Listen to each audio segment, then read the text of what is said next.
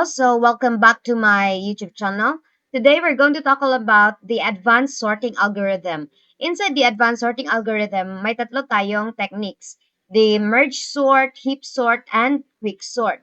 Ang concept sa merge sort is, for example, may array list tayo dito na 1, 2, 3, 4, 5, 6. This is our array list. Sa merge sort, i-divide na siya into two halves. So, ang mahitabo is 1, 2, 3, 4, 5, 6 na siya. Unya, iyahan na po ng isort. Kani, isort ni niya. After ma-sort, i-divide na po na niya og 2. Ana. So, ang forma na ana niya,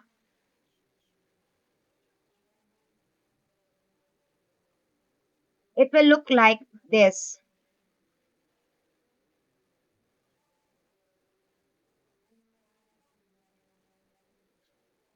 Yan. So, after, excuse me. So, after ma-sort, ibalik na niya dito sa into two halves. So, 1, 2, 3, 4, 5, 6. Unya, pag nabalik na sa two halves, emerge na niya tanan. So, 1, 2, 3, 4, 5, 6. Ingana ang concept sa merge sort. While sa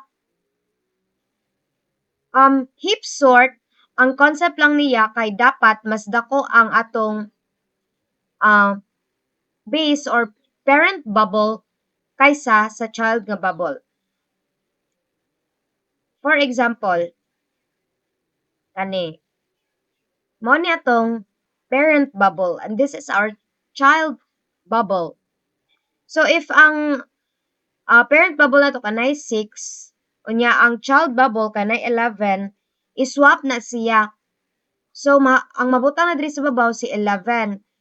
Unya mabutang na diri sa child bubble is ang 6 kay ang timanan nato sa heap sort dapat mas dako ang parent bubble. Sa quick sort naman, ay very easy lang ang quick sort.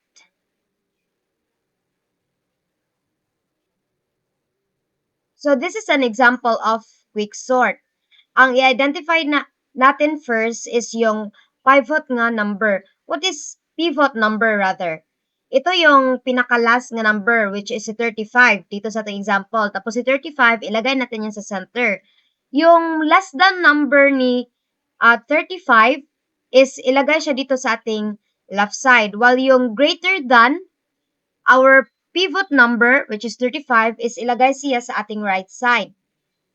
And after that, pag ma-divide na natin, kagaya nito, yung pivot naman, ni 6, si 6 naman, ang ilagay natin dito sa center. So, yung less than niya na number, ilagay natin sa left side. Pero wala mang less than ni 6 dito, puros man greater than. So, ilagay natin siya sa left side.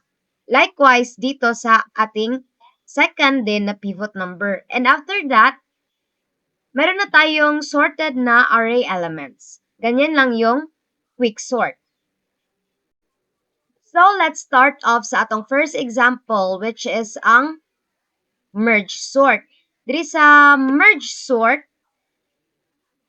kani nga method kay ginagamit nato ni siya para split ang array list into two divisions. So, for example, natay 1, 2, 3, 4, 5, 6 nga wala pa nato na split into half. So, gamit ani nga method, ma-split ning array list nato nga 1, 2, 3, 4, 5, 6 into 2. Natay parameters nga int naka-array og int left, int right.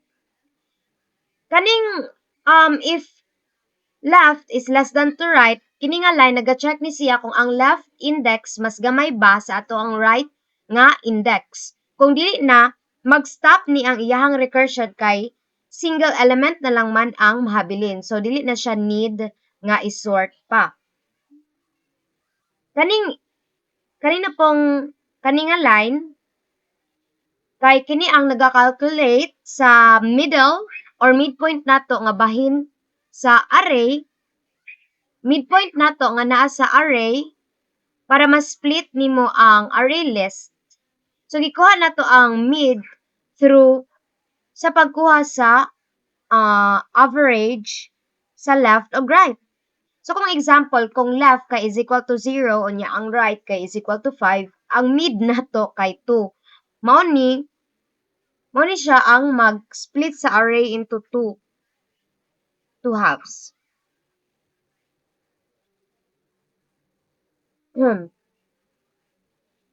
Kani nga line merge sort or left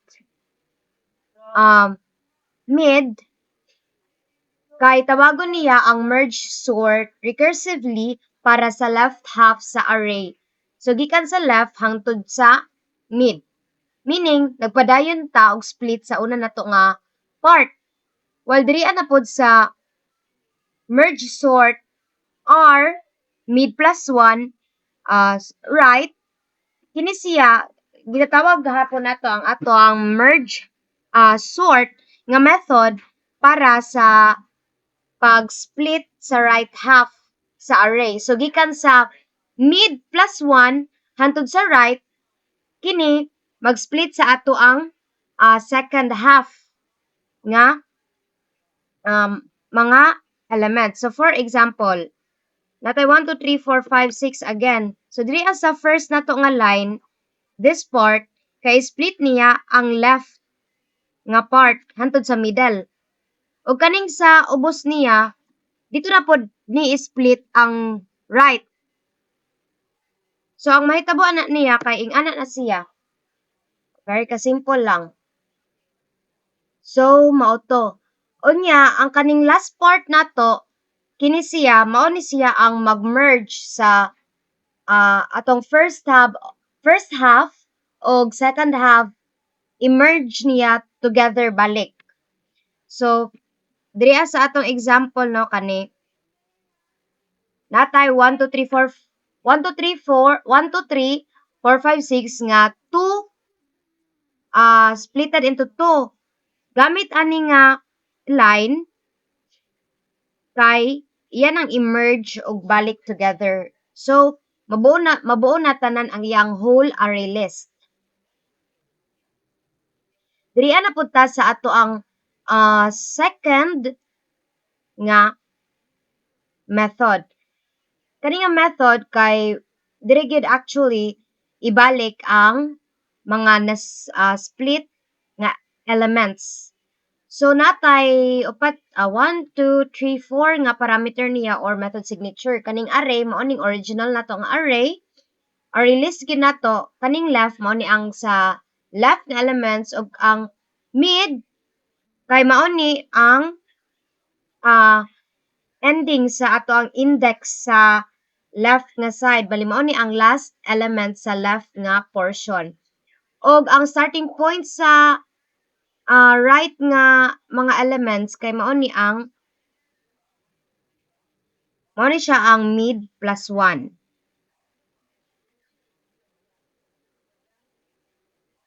Next kay kaning int n1 is equal to mid minus left plus 1. Diri na to ginakuha ang large element sa left nga part. Kaning n1 nato nga variable diri niya i-store og kaning right nga part mao ning n2 diri ma-store tong second largest nga element sa atong right nga portion. Kaning int l new int 1 kani silang duha kay mao ni siya ang naga-create og temporary nga array list sa left side nga portion or left side nga part og kaning r sa right side nga part. Para mabutang ang mga sorted elements gikan sa original nato nga array list. So balikan ni mao ni siya ang temporary storage sa kanang mga na-sort nga elements gikan sa array. Kaning printing nato diri gina-copy Ginakopy niya ang mga elements gikan sa ato ang array list to the R, I mean, from R nga variable, mo ni ang ato ang array list mismo. Um,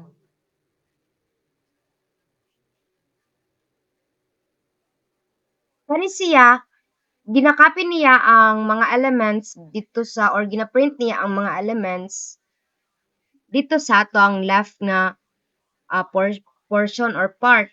While kaning sa ubos, dito ni sa left, sa right nga part sa ato ang array. Kaning int k is equal to 0 ug j is equal to 0, kaning I ug j kay bali mao ni imuhang setup gani as index para sa L ug kanang R nato nga variable. So magamit pud ka og kaning k kay mao ni siya ang bali pointer sa atohang R, or array list R nga variable. So kung asa is-sort ang mga sorted nga elements. Diri sa atong while loop, kini nga while loop kay mao ni siya ang naga-work on hantod sa naapay mga elements nga i-compare sa each other gikan sa two halves nato. So if Li is less than or equal to Rj, so kung ang value sa L1 nato kani kay mas gamay or equal pa sa ato ang Rj, ang value sa Li ibutang na siya sa original nga excuse me, original nga array. Kay as I have said earlier, kaning int k ka naga-contain ni siya or naga-point ni siya sa ato ang original nga array or sa atong R nga variable. So diri sa R ug J ay RK ug Li, mo ni siya dili na to ginabutang ang mga sorted na.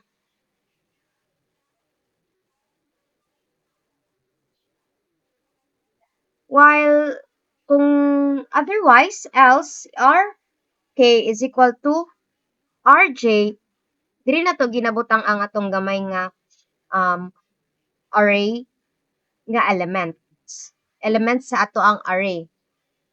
So after na kay increment ang I or J og ang K para mag-move sa sunod nga position. Ang second na pod nato nga while loop, kung naapay nahabilin nga element sa left half or sa ato ang L, kini nga loop ang mocopy sa tanang remaining elements padulong sa ato ang original nga array. So dara, increment ta. Diri na pod sa N2, kay di ba ang N2 naga-contain man ni og right nato nga part sa atong element. Kini na pod ang maga-copy sa mga nahabilin nga elements sa array dito from the right part. So kini nga loop ang mo-copy sa tanang remaining elements from the right part sa atong array list. Nga i-copy niya dito padulong sa atong array list. So ing ana ang merge sort, no? So i-split niya into half, tapos i-split na po niya balik-balik hantod sa single element na lang ang ma-left. Unya i-sort na niya, tapos i-merge na po na niya balik pabuo ang mga elements. Next up is diri na punta sa atong second example, which is the quicksort. So inside sa quicksort nato may parameter tayo or method signature nga int naka-array with R variable name, int low and int high. So the main purpose of this method nato is mao ni siya ang main function sa ato ang quick sort. Mao ni ang atong gamiton para mag-sort tag elements sa ato ang array list from an index that contains a small value to an index that contains a large value of element. Inside sa atong method nga quick sort, kay naatay if low is less than high, kani siya, mo ni siya ang naga-check kung ang part sa array specifically sa midpoint between low and high nga variable kung mas dako ba ang isa ka element. So kung ang low dili siya mas gamay kaysa kay high, meaning to say ang part sa array kay isa na lang ka element ang nahabilin or empty siya. So meaning to say sorted na siya. Next up is in pi partition. Inside that is atay R low high. Kaning partition kay kini ang function mao ni ang mag-rearrange sa atong array list. So mag-rearrange siya if ang mga elements kay mas gamay sa pivot, just like I have said earlier, ang mga elements na gamay kay pivot dito siya ibutang sa left side. Natay example dire.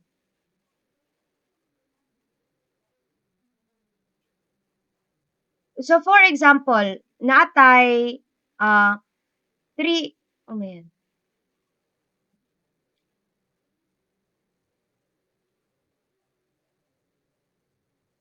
So ang pivot nato is 7 kay ang pivot mo ng last number. So ibutang nato siya sa midpoint or sa center.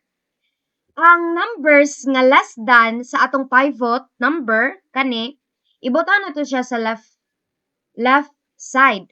So kinsa may mga numbers nga less than kay 7. So si 3, 2 ug 1. Unya ang mga numbers nga greater than kay pivot ibutang siya sa right side. So dungagan nato ni siya 8 dire. So si 8 greater than man siya kay pivot, ibutang nato siya sa right side. So mao ni ang pasabot diri ang code. Diri sa part sa code. So if return nato ang pi no, mao ni ang index kung asa jud gibutang ang ato ang or naka-store ang ato ang pivot. Next up, kaning quick sort R low pi minus 1. So mo ni ang ginatawag niya recursively ang quick sort para ma-sort sa left part sa array ang naasa or ang low nga mga elements. So again, kani nga line kay ginatawag niya ang ato ang method. Inside sa method o ginasort niya ang mga numbers na less than sa atong pivot nga number. While kaning quick sort R pi plus 1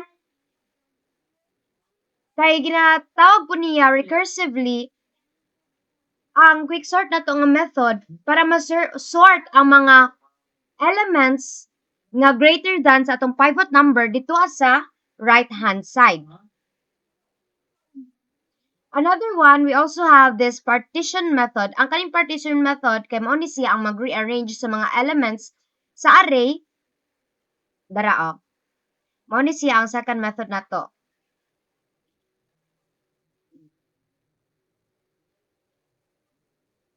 Mao ni siya ang mag-rearrange sa mga elements sa array nga naa sa tunga sa atong low ug high nga mga elements. Ang pasabot nako ani nga low ug high kay diri sa low ug diri kay ang high.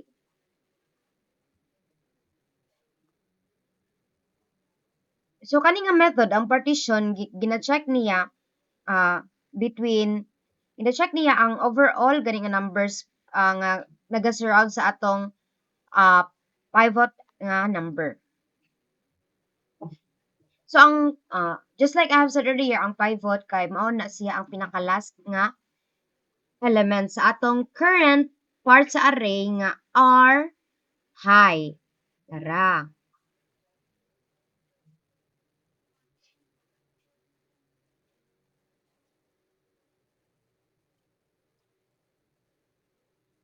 So kaning in pivot is equal to R high kay ginaget niya ang last element no sa atong array og mo ni siya ang atong pivot ang last element sa array nato. Next is int I is equal to low minus 1. Kani siya nag-assign ta sa I og value nga low minus 1. Kini siya kay magrepresent siya as boundary or place kung asa ibutang ang mga elements na mas gamay pa kaysa kay pivot. Kaning for loop nato diri kay naga-iterate siya sa array segment gikan sa low hangtod sa high minus 1 para tan-awon nato ang matag element og i-compare sa pivot nato nga element. So, if diri sa second line na to, if rj is less than to pivot, mo ni siya ang naga-check kung ang current element na to sa rj kay mas gamay ba siya sa pivot. So, kung mas gamay siya sa pivot, syempre, ibutang siya sa left side kay mao man ang rule sa quicksort. Again, kung ang elements are less than the pivot number, ibutang siya sa left side. Pero kung ang elements are greater than the pivot, ibutang siya sa right side. Next, kay kaning intemp R I. Kani siya nga linya. Kani siya nga linya kay ginaswap niya ang mga elements nga naa sa RJ ug RI kung ang elements nga mas gamay sa pivot, just like I have said earlier, kay dapat siya ibutang sa atong left side. Pero if ang elements kay greater than the pivot, mo ni siya ang responsible para mabutang siya sa ato ang right side. So return I plus 1. So, ingana lang ang concept sa ato ang quicksort. Again, balikon nako. Ang for example again, ang quicksort nato example diri nga 8 7 3 5 4 2 1 2 3 4 5 6 9. Ang atong pivot diri ang pivot nato diri is 9. So si 9 ibutang nato sa midpoint. Unya, ang less than number sa pivot, ibutang nato diri sa left side. While ang greater than, ibutang nato sa right side. Ingana ang concept ni quicksort. Lastly, kay kaning heap sort. So again, natay method ni heap sort with its parameter nga int r excuse me. Tapos sa ubos kay int n is equal to r dot length. Kagaya ng sinabi ko sa akong previous video, kini siya nga line kay mao ni siya ang storage nato of the total number of elements inside sa ato ang array list. Diri ana pod sa ato ang for loop. Kay kining for loop magsugod ni siya sa middle point sa atong array. Mao nang naatay int I is equal to n divided by 2 minus 1. So ang purpose ani nga part kay ang paghimo nato og strip strip heap structure sa ato ang array. So gitawag niya ang heapify nga function kani tawagon na niya ang heapify nga function para ma-secure niya sa subtree nga ang ah, element sa parent node kay mas dako kaysa sa child node.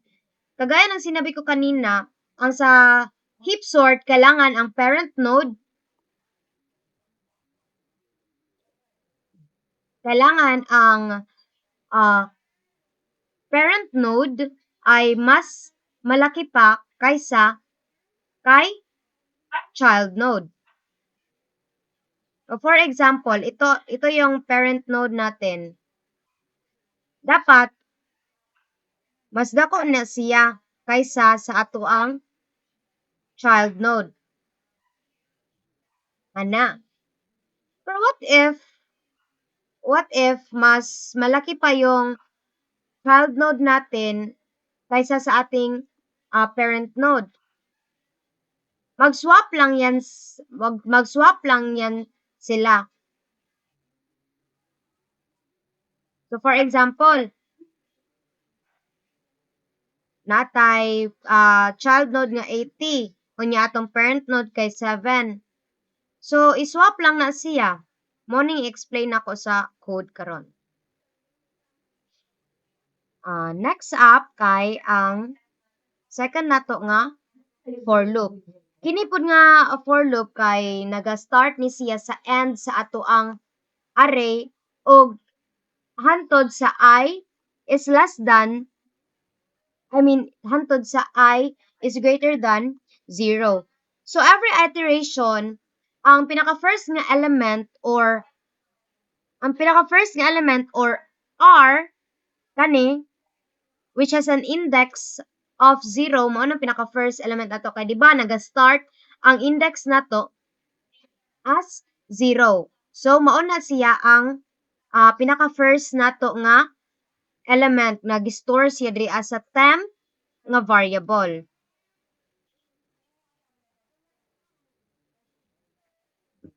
So just like I have said earlier, kada iteration ang pinaka first nga element nga naa sa R with an index 0 kay ang root sa heap kay swap siya sa last element which is ang R I.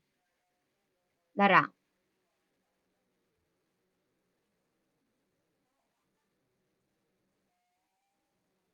So kini kay i-remove niya ang pinakadako nga element gikan sa heap ug gibutang dito sa correct position niya sa ato ang array. While kaning heapify sa atong pinaka-last nga line diri sa ato ang method, kani siya pagkahuman og swap, di ba need man ma-heapify balik sa array gikan sa root which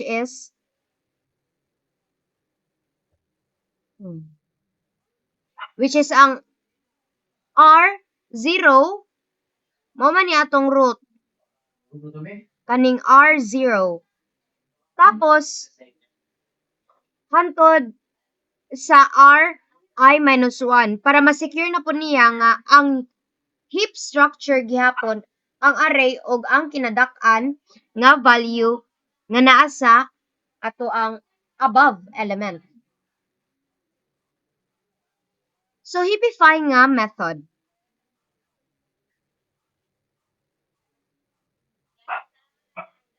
Kana siya nga method, kana siya nga part kay ginatawag niya ang heapify again para ma-secure na pod niya ang part sa array nga mag-start sa index I kay masunod ang max property gani sa ato ang heap sort. So ang max heap property kay ang parent node kinahanglan mas dako pa siya kaysa sa kanang iyang mga child node sa left child node ug sa right child node. Excuse me. So ang kaning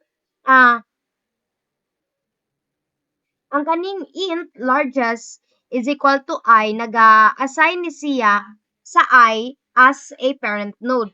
While ang kaning left is equal to 2, kani siya, kani og kani,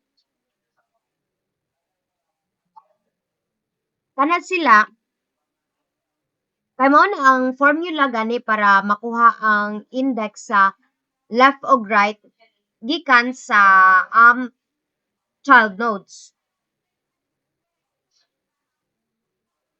Kaning if left is less than n and r left dara is greater than r largest. So again, ang kaning logical and naga-check ni siya checks if both conditions are true. If it is true, then it will proceed to the next process. If not, it will uh, not execute. Yan na lang siya. So in simple terms, kung correct ning both conditions nga inside sa ato ang if nga function, gamit ang logical and, kay mo proceed siya sa atong next process. So balik ta. Ang kaning line, ang kanang nga part, kay naga-check siya kung ang left child, which is ang R left, kay mas dako ba siya kaysa sa atong parent node, R largest. Kung dako siya, ang largest kay i-update para mahimo siyang left child. Okay? So, for example,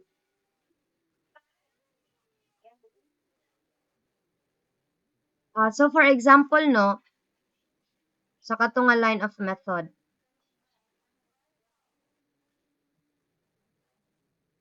So, naatay parent node o child node nga nasa left side.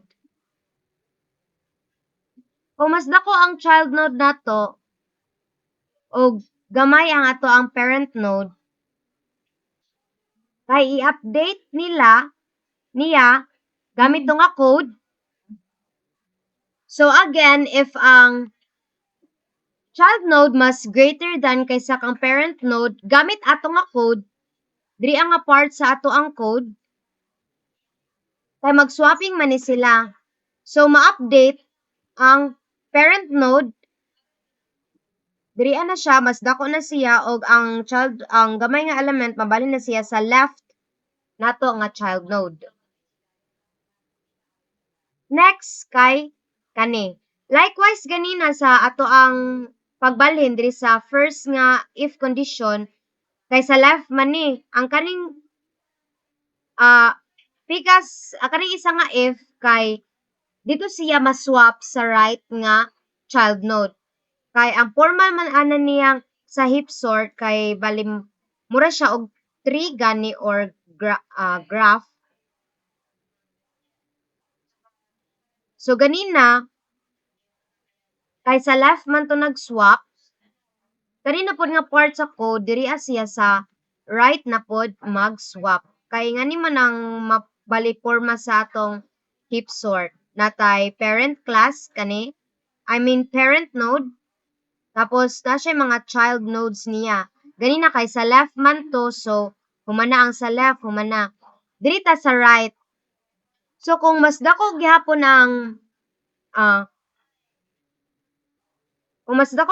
ang uh, element sa child node nato, iswap na dito sa atong parent node. Kay sa concept manggod sa heap sort, need gyud nga ang parent node mas dako siya kaysa sa iyang mga child nodes. Diri sa pinaka last,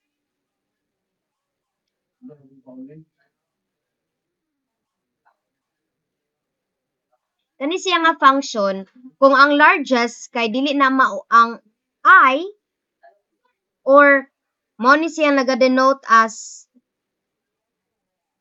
ah, not equal to I. So kung ang largest kay is not equal to I, oh, so kung ang largest kay dili siya equal sa I, meaning ani ang isa ka child node kay mas dako pa kaysa kay parent node. So iswap ang value sa I nato nga variable og sa largest aron mas dako ang value sa ato ang parent node. Kagaya ng sinabi ko kanina. Sa pinakalas nga part dire, hipify Rn and largest. Pagkahuman sa swap, tawagon balik ang hipify function recursively para ma-secure nga ang subtree nga nagsugod sa largest kay hipified gihapon. Kini kay need siya aron ma-secure gyud ang heap structure nato ug ma-maintain ang tibuok niya nga tree. Finally, dirian na punta sa ato ang helper method named measure sorting time. So kani siya nga method kay ginagamit nato ni para mag-measure ta og time na need para ma-sort ang isa ka array list. Gamit ang specified nga sorting algorithm. So it can be merge sort, quick sort, or heap sort. It depends sa ato ang gusto nga pilion. While kaning long start time is equal to system.nanotime, kaning start time kanagakuha ni siya bali like timestamp gani sa oras pero naka nanoseconds siya.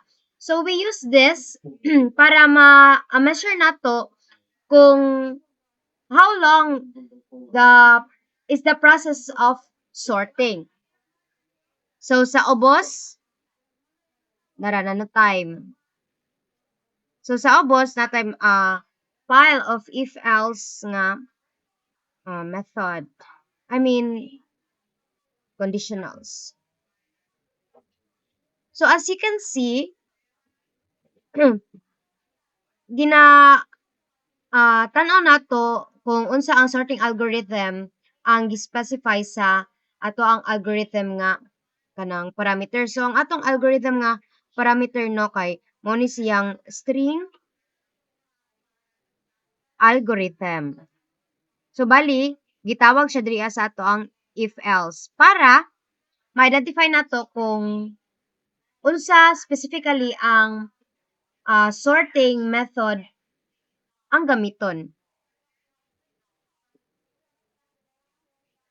So kung merge sort atong gusto gamiton, i-call out lang nato ang merge sort nga method. Else, kung quick sort, tawagon na po nato ang quick sort nga method. So kung heap sort, tawagon gihapon nato ang heap sort nga method.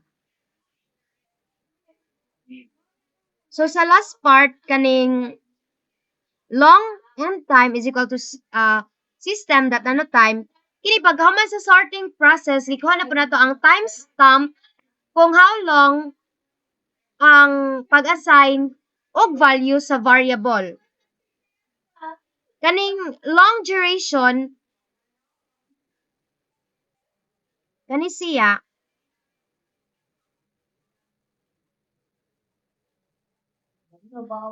kay ato ang galing siyang gid, like, kani siya nga function, atong gi-differentiate ang end time og start time para ma-measure gid nato kung pila ka na seconds ang ato ang process. So after ato man siyang i uh, i-convert into milliseconds. So ang milliseconds kay ang tahay. So ang milliseconds ani kay kuan. Unsaon man ito ko?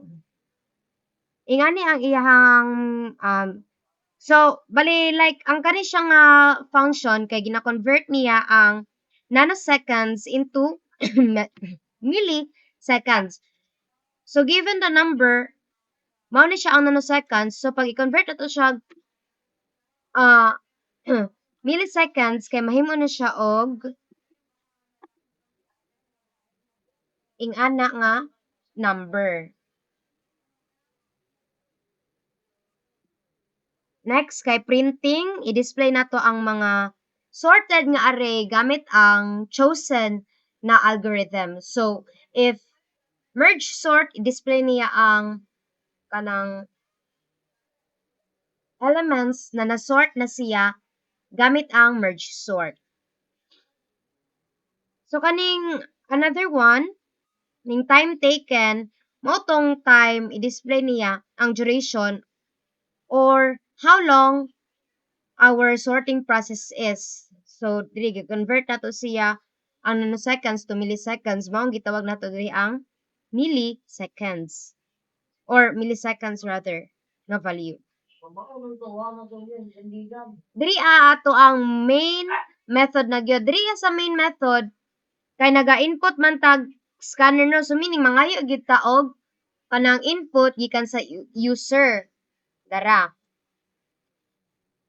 Og diri sa inside sa ato ang method kay mao ni siya ang human interaction gali human computer interaction bali i-ask nimo ang user to take an input kung unsa ilang gusto nga merge or unsa ilang gusto nga sorting method na gamiton.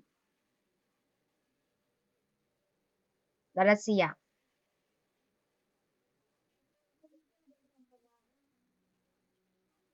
Dara. So para ma-identify na to kung unsa specifically ang gusto sa atong user na gamiton nga sorting method, natay switch case dire. So case 1 is for merge sort, case 2 is for quick sort, case 3 heap sort, o case 4 kay mao ni siya ang measurement sa time ug ang default invalid choice. Tapos scanner close. Mao na ang atong end of the code. So i-try na to siya og paran no kung unsay output niya. Oh my god.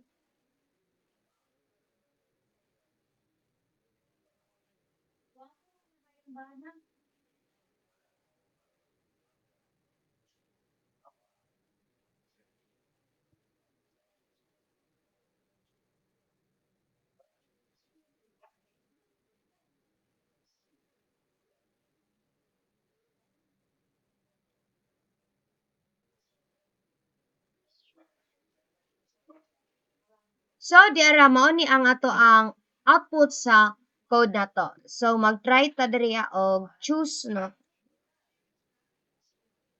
So mag-enter ta og numbers list of or array list that contains numbers nga unsorted. So natay example 10, 9, 8, 7.